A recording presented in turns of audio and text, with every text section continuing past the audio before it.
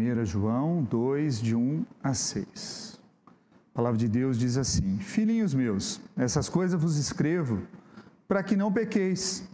Se, todavia, alguém pecar, temos advogado junto ao Pai, Jesus Cristo, o justo. Ele é a propiciação pelos nossos pecados, e não somente pelos nossos próprios, mas ainda pelos do mundo inteiro. Ora, sabemos que o que temos conhecido por isto, se guardarmos os seus mandamentos. Aquele que diz, eu conheço e não guarda seus mandamentos, é mentiroso, e nele não está a verdade. Aquele, entretanto, que guarda a sua palavra, nele verdadeiramente tem sido aperfeiçoado o amor de Deus. Nisto sabemos que estamos nele. Aquele que diz que permanece nele, esse deve também andar assim como ele andou. Uma breve oração. Senhor, nós lemos a Tua palavra, Senhor, pedimos que Teu Santo Espírito ilumine o Teu servo e abra os corações, ó Pai, para que essa palavra frutifique, ó Deus. Oramos em nome do Senhor Jesus. Amém. Meus irmãos, o pecado ele é universal.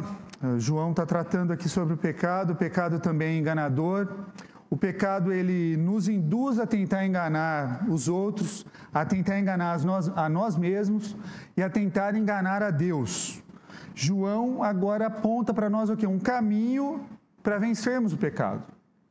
Nós precisamos ressaltar que diante dessa fala de João, se você não analisar a Bíblia, se você analisar apenas esse trecho, você vai criar uma teologia para sair pecando. Mas nós sabemos que a perfeição moral absoluta ela é impossível de ser alcançada enquanto nós estivermos vivos. Nós somos, sim, perfeitos em Cristo, aperfeiçoados em Cristo, mas ainda estamos num processo de aperfeiçoamento, de santificação. E essa santificação é um processo o quê? Gradual. Aos poucos nós vamos o quê? Melhorando, deixando pecados para trás e se parecendo mais com Cristo. Existem dois problemas potenciais que vêm o quê? Com a mensagem do perdão de Deus.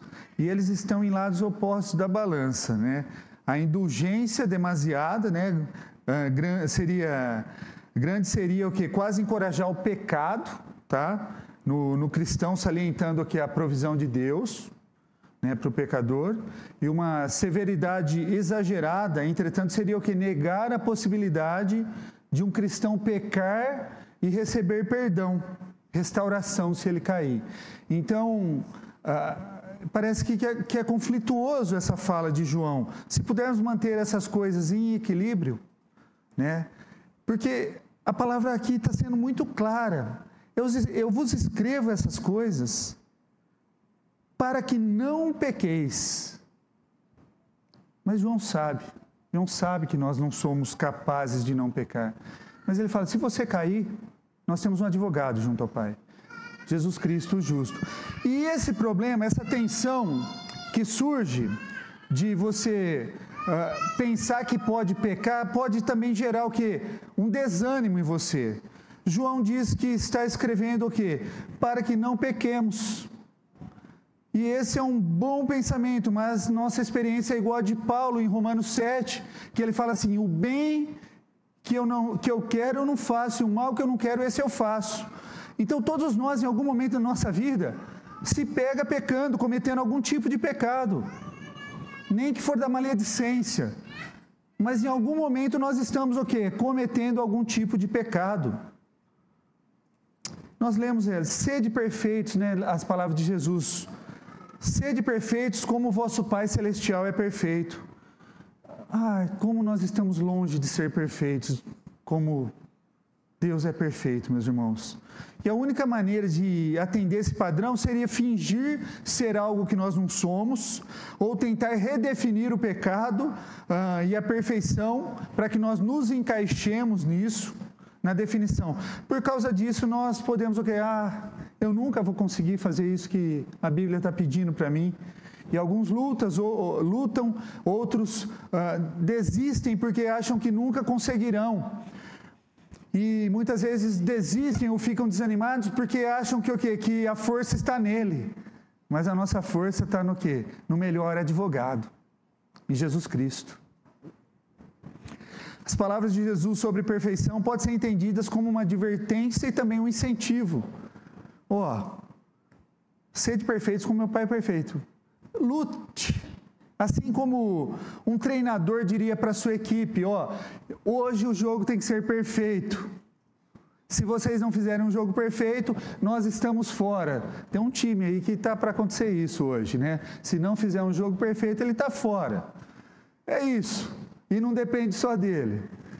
O treinador vai fazer isso para o quê? Para incentivar, para motivar o seu time a correr da melhor maneira possível, a jogar com toda a força, com toda a gana, com toda a vontade, para ser o melhor, para fazer o melhor. Ele sabe que eles não serão perfeitos.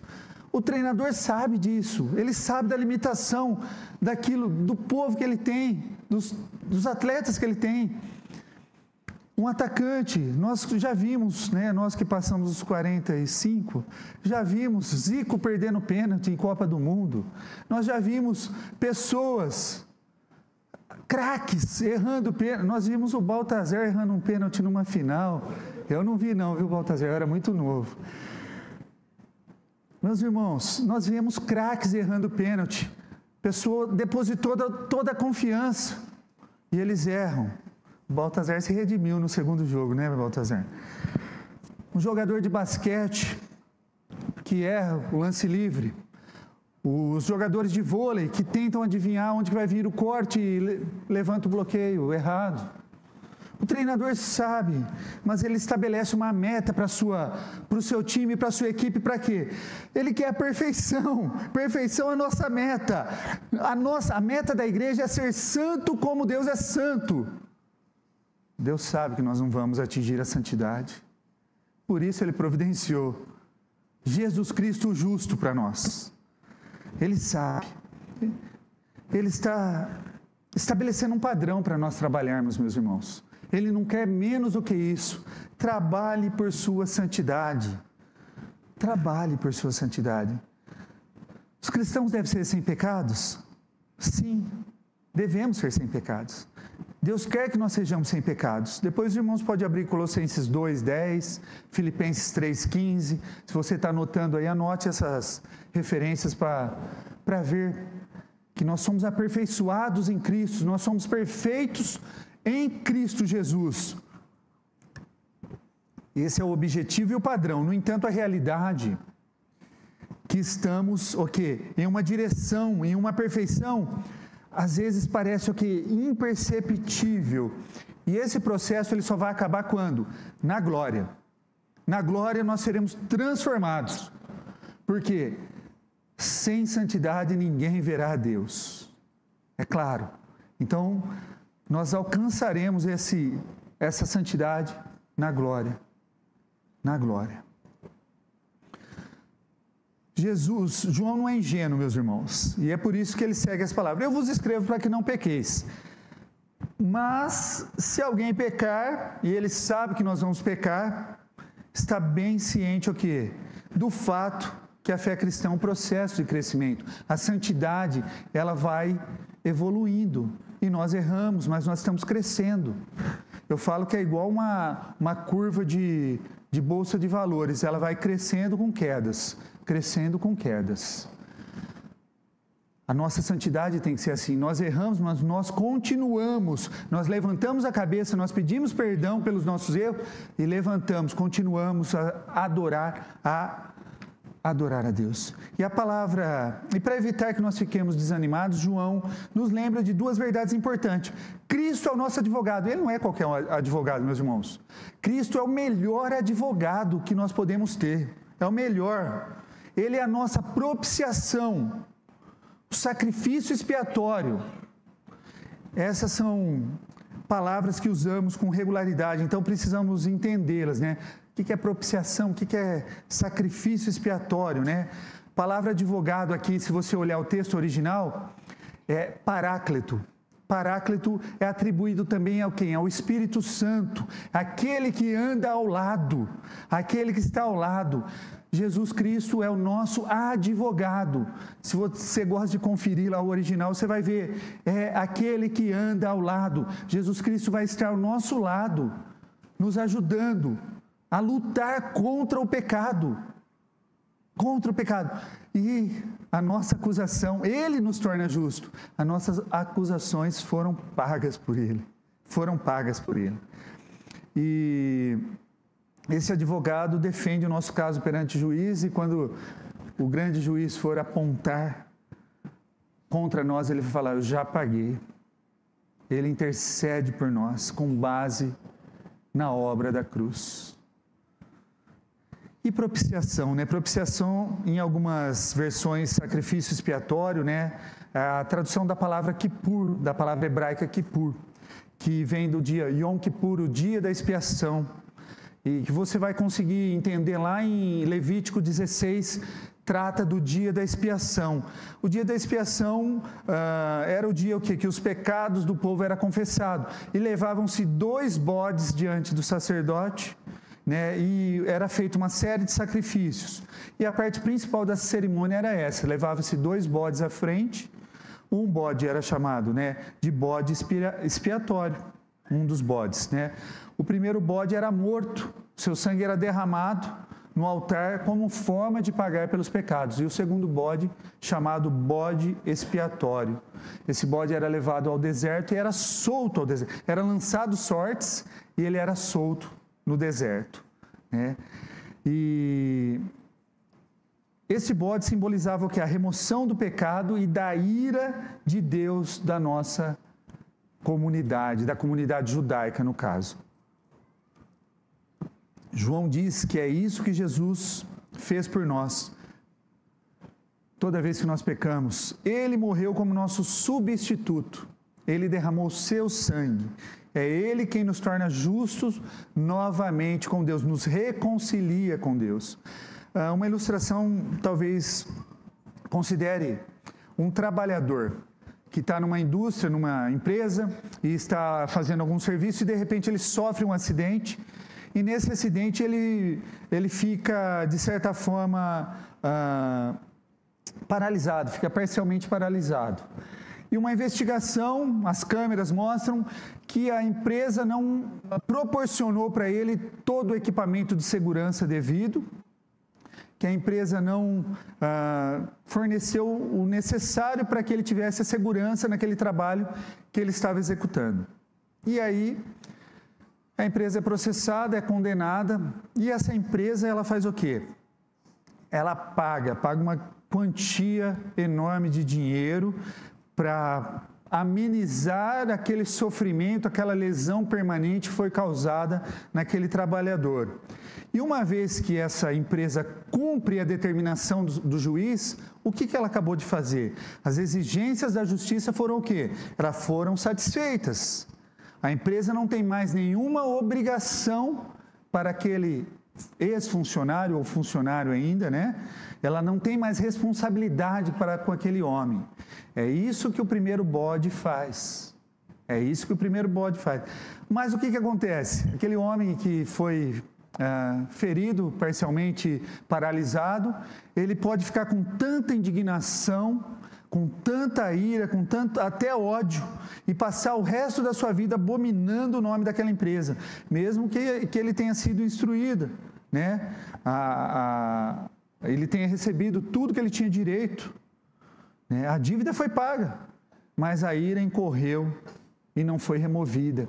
E talvez algum de nós vivemos aí com uma ira que não foi removida por causa de um fato que aconteceu no passado, que só de ver a pessoa você já sente ira, ódio. Talvez você está passando por isso. E quando Cristo morreu, Ele não apenas pagou a dívida dos nossos pecados, mas Ele também nos reconciliou com Deus, aplacando a ira de Deus contra nós, contra os nossos pecados. Deus não sente mais ira contra os nossos pecados. Ele removeu a ira do Pai quando Jesus morreu na cruz. João nos diz que esse era o aplacamento, apaziguamento do quê? O pecado de todo mundo, né? Ele não está dizendo aqui que todos irão para o céu, meus irmãos. Por isso que eu falei que se alguém pegasse isoladamente esse texto, ele poderia fazer uma teologia e que ela não se fundamenta na Bíblia, que é o universalismo. O universalismo diz que todos vão para o céu. Né? Não é o caso aqui. A Bíblia tem muitos textos claros dizendo que não serão todos que irão para o céu.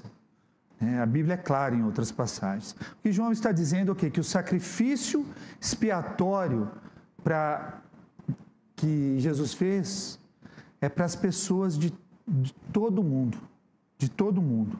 Ele é o Salvador para todos os que confiam nele. Ele é o Salvador do mundo inteiro nesse sentido. Ele é suficiente para todo mundo e ele é eficaz para aqueles que confiam nele. Em termos teológicos, então, fazemos uma distinção simples, né? A morte de Jesus é suficiente para todos e eficiente para aqueles que creem. É isso. A morte de Cristo tem o poder e o potencial de cancelar o pecado de cada pessoa. No entanto, Deus tornou esse sacrifício o quê? Eficiente, eficaz, apenas para aqueles que confessam, se arrependem dos seus pecados e colocam a sua esperança em Jesus Cristo. E nós sabemos que a pessoa só faz isso depois que tem o seu coração transformado pelo próprio Deus, que é um dom que Deus dá. Suponha que alguém ganhou uma fortuna aí uma fortuna inesperada. E por amar a comunidade, ele fala assim, olha, a conta da comunidade de mercado eu vou pagar de todo mundo. Só que vocês têm que ir no supermercado X, e ele vai lá no dono do supermercado X e fala, ó, quem comprar aqui, dessa comunidade aqui, você debita na minha conta. E aí chega um momento que podemos dizer, esse indivíduo está comprando o quê? Alimento para todo mundo por um ano inteiro, né? Mas o que acontece? Acontece que ele só vai, de fato, pagar para aqueles que fizerem a compra no supermercado X. Se você não fizer a compra no supermercado X, você não terá a sua conta paga. A sua oferta é suficiente para todos, mas eficiente só para aqueles que fizerem as compras no supermercado X. Portanto, o primeiro problema do perdão é a disparidade que existe entre o que deveríamos ser e o que realmente somos, meus irmãos. E, em vez de desanimar, João quer que nos lembremos que a obra de Cristo continua em nosso favor. E o segundo ponto desse texto, versículos 4 a 6, é que inclina a balança na outra direção. É uma atitude que diz, visto que eu fui perdoado, visto que eu tenho Cristo como aquele que pagou meus pecados, eu vou sair por aí e vou pecar, vou fazer o que der na cabeça. Que Deus vai me perdoar mesmo por meio de Cristo. É a presunção da graça. Precisamos ter um equilíbrio, como eu disse. Não adianta a gente ler só um trecho da Bíblia e falar, olha o que a Bíblia fala, criar teologia. Não, você tem que ter ela toda junto, mostrando a obra salvífica de Cristo para um povo que ele escolheu, que ele amou. João parece antecipar essa presunção, né? A pessoa diz que conhece a Deus ou que é cristã, mas não está preocupada em obedecer os seus mandamentos. Realmente é o quê? Uma mentirosa, ele diz. O verdadeiro crente deve andar como Jesus andou. É isso que o texto está dizendo. O que Paulo diz lá em Romanos 6, meus irmãos? Que diremos, pois, à vista? Permaneceremos no pecado para que seja a graça mais abundante? De modo nenhum. Como viveremos ainda no pecado, nós que para ele morremos? Se você continuar lendo esse Romanos 6, ele é maravilhoso. Ele chega lá no versículos 22, 23, ele diz, nós que éramos o quê? Escravos do pecado, agora somos o quê? Servos de Deus. Nos tornamos, mesma palavra, doulos, escravos de Deus, não mais do pecado. Nós somos servos de Deus. E a gente sabe que escravo lá no Antigo Testamento era o quê? Era aquele trabalhador, ele não era aquele escravo como nós conhecemos nos livros de história. Era aquele trabalhador. Então nós passamos a ser o quê? Cooperadores de Deus. cooperadores de Deus. Então, quando nós presumimos graça, meus irmãos, nós desonramos o Evangelho. Nós desonramos o Evangelho. Um exemplo aí, só para tentar entender, muitos pais aqui estão ralando muito para os filhos se manterem na faculdade. E estão ralando demais. E aí, você está lá ralando, pagando, e seu filho repete o semestre inteiro, por quê? Porque ele fica o quê? Se divertindo, né, com o seu dinheiro. E muitos filhos reprovam, porque estão lá se divertindo. Logicamente que você não vai condenar seu filho. Você vai chamar, filho, o que está acontecendo? Nós estamos aqui ralando, pagando para você, estamos nos sacrificando para te manter, para manter sua moradia, para fazer com que você curse essa universidade. E aí você fala, vamos lá de novo. E aí no segundo ano acontece a mesma coisa. E aí, o que você vai fazer agora? Vai continuar pagando para que ele possa satisfazer a imprudência dele? Eu espero que não. Eu espero que você não continue pagando. Eu creio que você dirá, olha, meu filho, o trem da alegria já passou, acabou a mamata. Agora, se você quiser estudar, você vai pagar. E essa atitude mostra que os filhos não apreciam o sacrifício que os pais estão fazendo. Eu estou citando esse exemplo como presunção da graça de Deus, meus irmãos. Não é porque Deus é gracioso que eu vou andar do jeito que eu quero. Deus nos deu regras para que nós andemos. Deu maneiras para que nós andemos. Jesus não morreu para que nós pudéssemos pecar sem consequências. Jesus morreu para que nós pudéssemos ser livres do domínio do pecado. Quando nós continuamos a viver desconsiderando os padrões de Deus, o que vai acontecer? Nós mostramos que nós não estamos apreciando o sacrifício que Ele fez na cruz por nós. Nós zombamos do seu sacrifício, é isso. Por isso que eu digo, pecado na vida do cristão não pode ser hábito, tem que ser escorregões. De novo, errei, vai lá, confessa, ora, peça perdão para Deus, levanta a cabeça, continue. Lute contra o pecado, lute contra o pecado. Muitas igrejas não têm crescido, muitas igrejas não têm se desenvolvido, por quê? Porque há muito pecado dentro da igreja ainda. Há muito crente vivendo em pecado. E pecado precisa ser confessado, precisa ser deixado de lado. Há muita gente vivendo de uma maneira mundana, inserido dentro da igreja, e acha que está tudo bem. Você vai enganar a gente, mas não vai enganar Deus. De Deus não se zomba, gente. De Deus não se zomba. A pessoa que continua a pecar, ela com desrespeito, né, está se iludindo também sobre sua salvação, né? João diz que o que conhecemos, se conhecemos os seus mandamentos. O verdadeiro crente é aquele que confia em Jesus como seu Salvador e Senhor. Ele não apenas se voltam, né, para Ele, mas busca o quê? Busca de perdão, mas também para o seu dia a dia, né? Não é só algo futuro, nós somos abençoados e agraciados aqui e agora ainda, meus irmãos. Muitas pessoas, quando descobrem que precisam, você prega o Evangelho, a pessoa é boa, ela descobre que para ela ser salva definitivamente em Cristo, ela precisa se arrepender dos pecados, mudar de vida para seguir a Cristo. Muitos não querem, muitos preferem continuar na vida que estão. Porque seguir a Cristo não é só vir na igreja, irmãos. Não é só pôr a roupa de ver Deus no domingo, não é só vir aqui aos domingos.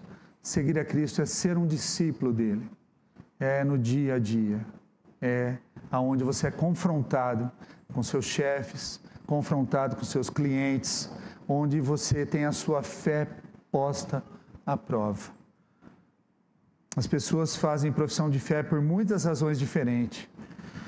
Por causa de promessa de perdão, aparência de respeitabilidade, ou muitas vezes o desejo de agradar a família.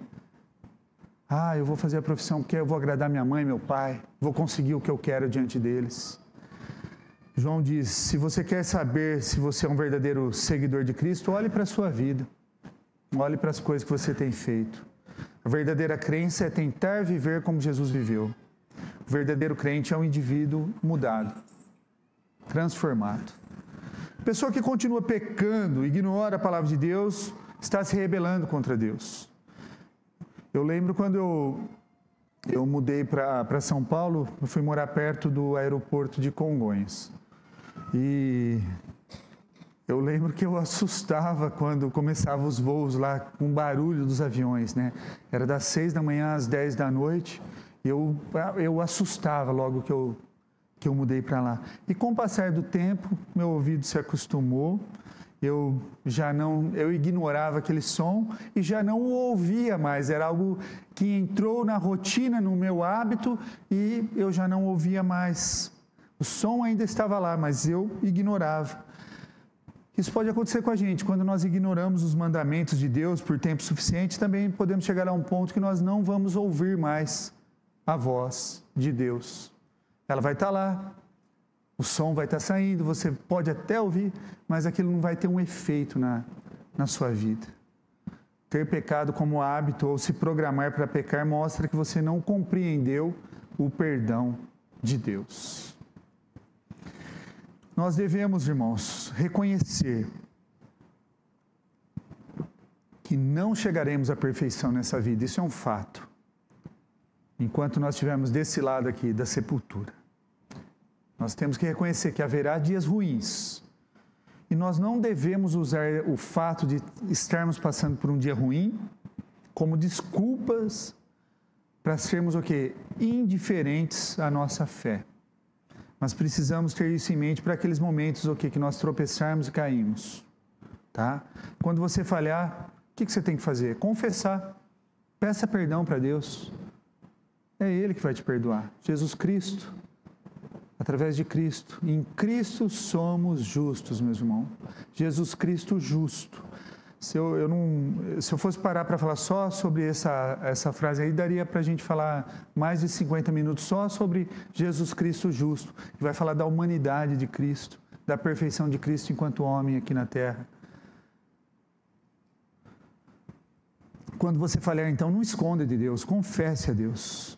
Não tenta justificar o seu pecado assim como Adão fez. E esse é o princípio primário, né, que as crianças fazem, Adão fez, nós fazemos. Ah, você fez algo de errado. Não fui eu. Não fui eu. Para Deus não adianta você falar que não foi. Deus viu que foi você. Confesse a Deus sua falta. Corra para Cristo. Confesse seu pecado. Assuma a sua responsabilidade. Peça para Deus te tratar, para Deus te curar. Se tem alguém que pode curar, é Deus, é o príncipe da paz. O castigo que nos traz a paz estava sobre Ele. Ele pode trazer a paz para as nossas vidas. Muitas pessoas começam a vida como se fosse o que? Um sprint. Sprint é aquela corrida rápida final dos corredores. E depois diminui para a velocidade de um Cooper, né? Cooper é aquela corridinha de leve. E depois elas sentam. Ficam sentadas. As pessoas, ou até mesmo, começam a ir para outra direção.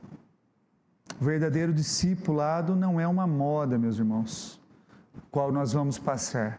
É um estilo de vida e ele deve ser cultivado nas nossas vidas, desenvolvido nas nossas vidas. Discipulado, ser um discípulo de Cristo deve ser cultivado e desenvolvido nas nossas vidas. E da mesma forma, na fé cristã, o discipulado requer o quê? Persistência. Significa confessar o nosso pecado ao Senhor, levantar-se depois de cair. Significa não contentar com o objetivo de ser visto como uma boa pessoa apenas pelos outros. Não é só isso. Mas focar em reorientar a sua vida e ser como Cristo. Ser como Cristo é um compromisso para toda a vida. Se vivermos assim, meus irmãos, nós vamos mostrar o quê? Que entendemos a maravilha e a responsabilidade da graça e do perdão de Deus. Aqueles que confiar a sua causa a Jesus como seu advogado, testemunhas se levantarão contra você no tribunal. A própria consciência os julgará. As suas obras os condenarão. Pois os livros serão abertos e eles serão julgados segundo as suas obras. É isso que a Bíblia diz. Suas palavras os condenarão no juízo, pois eles darão conta no dia do juízo por todas as palavras frívolas que proferiram. Suas omissões e seus desejos secretos os denunciarão naquele grande dia do juízo. A única maneira de entrarem pelos portais da bem-aventurança eterna é o quê? É terem a garantia de que Jesus é o seu advogado. E Ele não é um simples advogado, Ele é o melhor advogado. Que Deus nos abençoe, meus irmãos.